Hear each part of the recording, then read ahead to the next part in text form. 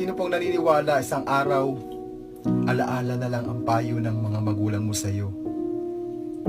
At sino pong naniniwala isang araw, yung nanay na kasakasama mo ngayon, maaaring katabi mo ngayon, yung tatay na kasakasama mo ngayon, isang araw, alalahanin mo na lang din. Hindi kayo forever na magkasama.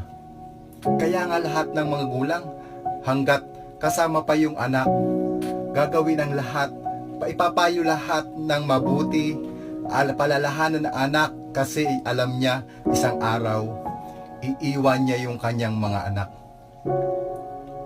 Isang araw, hindi lang payo ng mga magulang mo ang magiging alaala.